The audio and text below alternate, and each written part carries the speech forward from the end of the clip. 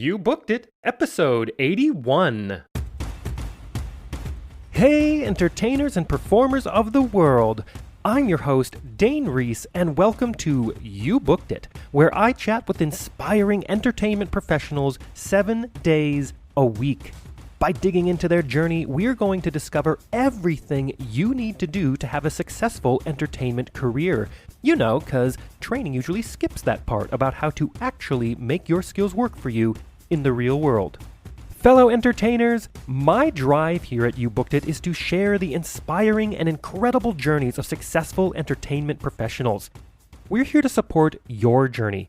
So go to youbookeditpodcast.com and join the You Booked It email community, where we dig deep into truly actionable things you can be doing right now to book that next audition, submission, or gig. If you enjoy this free podcast, please show your support and search for You Booked It on Apple Podcasts or your favorite podcast app, where you can subscribe so you don't miss an episode, leave a rating, and review. And now, let's do this.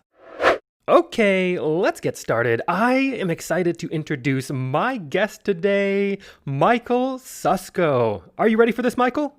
I am ready, Dane. How are you doing? I'm brilliant. Michael has had a prolific 30-plus years in the business, first as a musical theater actor and then shifting to the other side of the table. Directing and credits include The Bigot off-Broadway, Arkansas Shakespeare Theater Under the Stars, Casa Mañana, New Bedford Festival Theater, Cider Mill Playhouse, Theater by the Sea, Paper Mill Theater, Westchester Broadway, Arizona Broadway, and Arkansas Repertory. In New York City, his work has been seen at the Alternative Theater Company, the Midtown International Fringe Festival, Network Theater Company, Equity Library Theater, and the New Short Play Festival, where he is the artistic director. He currently teaches playwriting at ATC Studios, based in Clifton, New Jersey. Michael holds an MFA in playwriting from Goddard College and a BFA in musical theater from the Boston Conservatory. Michael, that is a quick intro of who you are and what you've done, but why don't you tell us a little bit more about yourself? Fill in the gaps. You make me sound so fancy. Thank you. No, I'm originally from upstate New York, Binghamton. New York City is home now. And I think of myself as I'm just a hyphenate. I direct, I choreograph, I write, produce, I do TV and film, commercials, teach. It seems like now I just put whatever hat that I need to wear at any given moment. And this business, as we all know, is always a hustle. So for me, I'm just constantly learning and doing what we do. Yeah, I love it. And let's move on to this next section. And Michael, look, I am a sucker for a good quote. What is your favorite quote you want to share with everyone? My favorite quote, which I have actually been using a lot lately, is trust the process. And can you expand on that a little bit for how that fits into your life and your career? Oh gosh, most definitely. I think for me, I have the benefit of looking backwards at my career. When I started, I wanted to control everything. And if I've learned anything over all these years, it's that this business refuses to be controlled. And sometimes we just have to, take the leap and the universe will catch you. And I really do believe that when we just let go and trust the process, the pieces magically fall into place just the way they're supposed to. Yeah, I could not agree more. I can certainly relate to that in the beginning of my career, just trying to make things happen in an overly forceful way, I think, and just trying to think that my life should go this way. But life was giving me all this other information, and it took me a minute before I decided to pay attention to what was falling in my lap and then to run with that. Yeah. For me, the best things that happened were when I just let go of that need to control and let the process work itself out. Listen to the universe, trust, and it's, sometimes you get lucky. Yeah, absolutely. Let's move on to this next section here. And Michael, of course, you are an entertainer. I'm an entertainer. And I think that you'd agree this industry can be one of the most subjective, brutally honest, personally emotional industries in existence. And you know as well as I that in order to create and have a successful career in this industry like you're having now takes a lot of dedication and hard work. And while, yeah, there is an outrageous amount of fun doing what we do, there are also our fair share of obstacles, challenges, and failures we are going to experience and we are going to have to move forward through. So tell us, what is one key challenge, obstacle, or failure you've experienced in your career, and how did you come out the other side better because of it? Oh gosh, you are so right about all the crazy.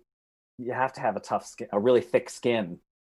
For me, I think I was always in my head, and not in a good way.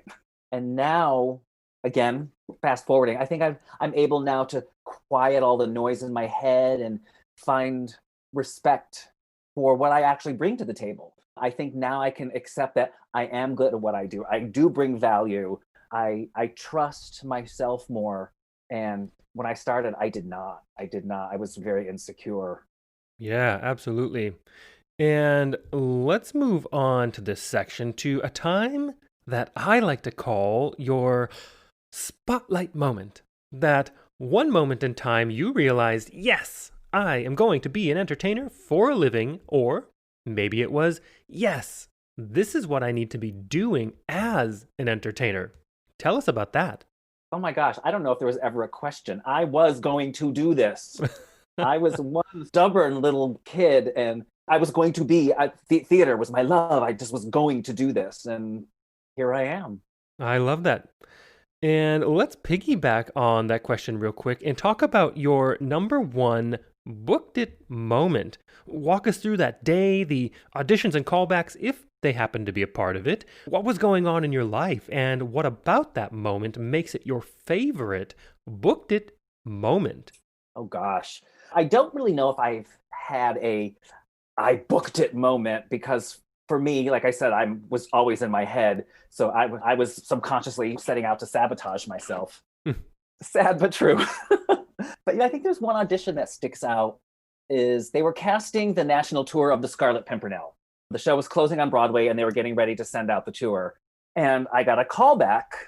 And on that morning of the callback, I woke up and I couldn't sing. Oh no. And I don't know what I was thinking, but I went to the breakfast table and I wrote the letter to the casting director. And I'm going to go in and I'm going to apologize. And I'm sorry, but I can't sing right now. But so I had this little note. And instead of giving it to him, I put the letter in my book and I went in and I sang. And in the room was the director, Bobby Longbottom. And he knew me as a dancer at Radio City. And he had never heard my voice. I remember standing there in the room going, oh my God, I don't know what's going to come out. And I can't believe I'm doing this. And I started to sing and I watched Bobby, his head popped up from my resume and he looked at me like, I can't believe that this is coming out of your mouth. I impressed myself. So the process continued and we were at the final callbacks. Again, I'm in my head and I was surrounded by all these guys who they've been on Broadway in Les Mis, they've been on Broadway in Jekyll and Hyde, Phantom of the Opera. And here I was sitting there in the corner going, oh my God, I'm a fraud. What am I going to do? I don't belong here. And I still have this note, my get out of jail free card note that I wrote. And we had a lunch break in the day of the final callback. And we were all sitting in the hallway. And all of a sudden, the casting director comes out and says, Michael Susko, Bobby would like to speak with you. And I'm thinking, this is it. This is the moment where he says, I am so sorry. We made a huge mistake. And so I'm like walking in the room with my tail between my legs. And Bobby says, okay, so here's what we're thinking. The show, you'd be a soldier and there's all these little roles. He goes, but I have this idea. We have to cut a woman track for the tour because we need another guy. But he goes, there's this one number where all the guys are dancing with the ladies in these huge dresses and powder wigs. And he says, I need the same number of dresses. He's, Michael, I don't think anyone would notice. Would you be okay with that? Oh. And I looked at him, I said, well, I've done it before. I'm sure I'll do it again. He laughed and we had a moment. He sends me away. And I walked out of the room and I said to a friend, I think he just offered me a job. Whoa. And sure as shooting, that day, the following week, I got the offer. And I got to, anybody who knows Scarlet Pimpernel, I was the Marquis de Sancerre, the guy who sings before he gets his head cut off. But in the opening of the second act, I was in a big, huge wig, a big, huge dress, and I was Douglas Sill's dancing partner. That is amazing. I love that story. You've got the best stories. And you know what I love most about that is that there are so many things that are out of our control in this audition process. We go in there, we give what we want. We're so concerned about what they want, but you could not in a million years would you fathom that's the trajectory and the strategy that they were trying to create and develop behind the scenes. So I think we need to take the lesson from that and go, hey, we have no idea what they're thinking. There are so many cogs and pieces to this machine of a show that's going to be going out that try not to concern yourself about that, because who would have ever thought that's what the end result was going to be? Yeah. I say that to actors all the time when I'm auditioning, and they don't try to go into my head and don't try to figure out this puzzle. You think you know what I'm looking for, but I guarantee that it's not possible. You know, when I'm casting, say, 42nd Street, for me, I'm casting the ballet at the end of the show. And there are very specific characters in that ballet. So I need a couple short women. I need a couple tall women. I need a thug-like guy. And so you start going, and sure, if I have 5 tall ladies, but I don't need all 5. So even if you are the best dancers in the room, you're not getting it. And if you try to do, I think as actors, they're trying to go, oh, I want to do this, and I think I should do this. And don't. Just go and be good. Be fabulous and trust the process. And if it's the right fit for you at that moment, then huzzah. If not, then that's totally cool too. It doesn't mean you were bad or you failed at that audition. You gave what you had, and maybe it fit, maybe it didn't in that moment. Yeah, again, you're too tall, you're too short, you're too blonde, you're too this, you're too that. I have to pair partners up, and I need a very tall woman to go with a very tall man. Right. You just don't know. And I think just as actors, we get so crazy and we try to figure it out. What are they looking for? What do they need? Totally. I think it creates too much noise in our heads. And for me, that was deadly. For sure. And I can imagine, as being someone who casts many shows, that your puzzle is even changing and is very dynamic through the whole process. You might have someone come in and you go, wow, how can I fit them in the show for whatever reason? And then that kind of shifts your puzzle a little bit. So now what you were even originally thinking is changing on the fly. Is that true? I have done that. Yes, that happens all the time. Oh my God, I love this person. I have to use them. I love it. And I think it just goes to show everyone listening that's going into these rooms and auditioning that just to let it go, do you, and leave it there. Mm-hmm. Love it. Yeah. And let's take a moment to talk about the present. What projects are you working on now? What are you looking forward to? And look, it's a crazy time. We are amidst this global pandemic. How do you see the entertainment industry moving forward in the next couple of years? Oh, Lordy. Well, the industry's going to change. We know that. I don't know what it's going to look like. I don't think anybody can say what it's going to look like when we come out on the other side. But I know that theater people are resilient. I know that artists have to create art. So in all of this quarantine, we're all locked down. There's going to be a lot of content coming our way because we're all sitting here desperate to do something. I hope that we can reset the economic model, because I think right now, I don't think it's sustainable. We're looking at unions and we're looking at how much everything costs. And we'll see, maybe this is a good time for us to breathe and say, okay, this works. And maybe there's things that don't. And let's see if we can fix those.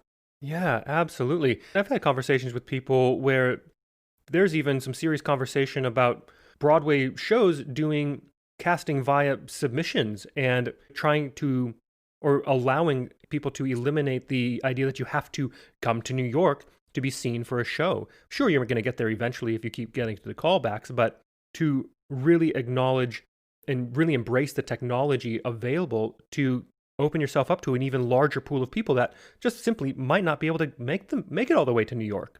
Yeah, and I think that's actually a great idea. Is, you know what, I may not be right for a show, but at least let me audition and then tell me I'm not right before I spend thousands of dollars traveling. Yeah, absolutely. Absolutely. I mean, it certainly takes a bit, or it's going to create a bit more work on the back end, but I think by doing that, the end result has the potential to be much stronger even. For me, I actually over the past few years, I have done a lot of casting through video. I like it. I like being able to be in my I can spend more time and focus, and I can see far more people. And then if I need something else, I'll email and say, "Well, do you have a song that kind of does this?" And I find it great. I've been liking the Zoom rehearsals. I may adopt that even when we can go back. You can do a lot of table work without having to travel. Yeah, I love that. I like it. And let's move on to one of my favorite sections in the interview. I call it the Grease Lightning Round. Woohoo! Yeah. I am going to ask you a handful of questions. I want you to answer them as quickly and concisely as possible, one after another. Are you ready?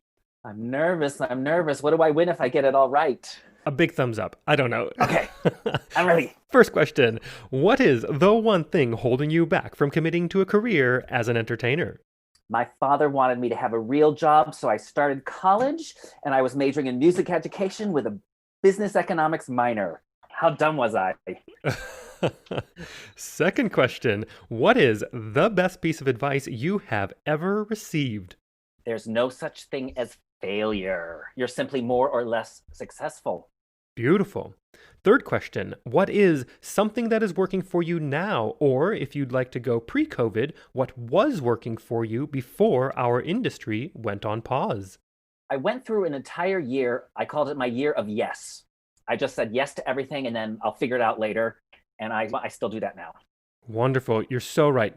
Those yeses better far outweigh the no's. Yeah, even if I don't want to do it, I'm thinking, oh, I don't know how I'm going to add anything to this. I just say yes and then we'll figure it out. Absolutely love it. And the fourth question, what is your best resource? Whether that is a book, a movie, a YouTube video, podcast, maybe a piece of technology you found is helping your career right now. We have this luxury of this thing called the internet. Mm. I just feel if you want to do this professionally, you have to study everything, listen to everything, watch everything, read everything. And I'm not kidding. Know your business, past and present. There was theater before Wicked. The more you'll succeed. So I really just say everything you can get your hands on, devour it. Love it. And the fifth question, if you had to start your career from scratch, but you still had all the knowledge and experience you've collected from your career in this industry, what would you do or not do? Would you do anything differently or would you keep it the same? I knock on wood, I've been very lucky. But as I look back, and this isn't, I'm not saying this in a sad way, but I really wish I had just enjoyed the ride more. Yeah. I was all business and I was just always looking for the next gig. And I was always like, let's go, let's go, let's go. And I never stopped to breathe. Absolutely. I can absolutely relate to that feeling for sure. And the last question, what is the golden nugget knowledge drop you have learned from your successful career in this industry that you'd like to leave with everyone? Oh, that's easy. When everybody is telling you no, and you will hear no a lot, believe in yourself. Know what you want and don't let anybody kill those dreams that you have. Shut out the noise and go for it. It's yes, say yes when everyone else is saying no. Beautiful, invaluable advice. And to wrap up this baby, it is time to give yourself a plug. Michael, where can we find you? How do our listeners connect with you? Is there anything you want to promote? I'm at michaelsusko.com. So I do have a website that, people can reach out to me there. You can see what I'm up to. Yes, there's a lot of projects going on right now. I said the new short play festival. We're going to be doing a virtual theater season in the fall. I've been working with some writers on a new musical called the Vista a Boca Loca Social Club. And so we've been working on that and we're getting ready to do some virtual readings of that.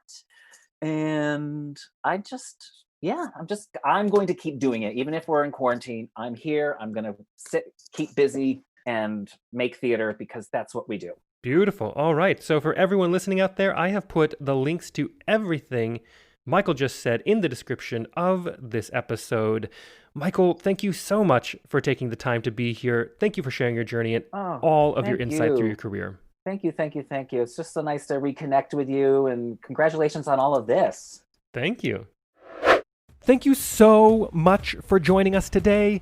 My one call to action for you is to go to youbookeditpodcast.com and join our free email community, where we dig deep into a continually growing resource of truly actionable things you can be doing right now to help advance your entertainment career. Don't miss an episode. We have a new guest 7 days a week. Search for You Booked It on Apple Podcasts or your favorite podcast app and subscribe today. All the best to you. We'll see you tomorrow.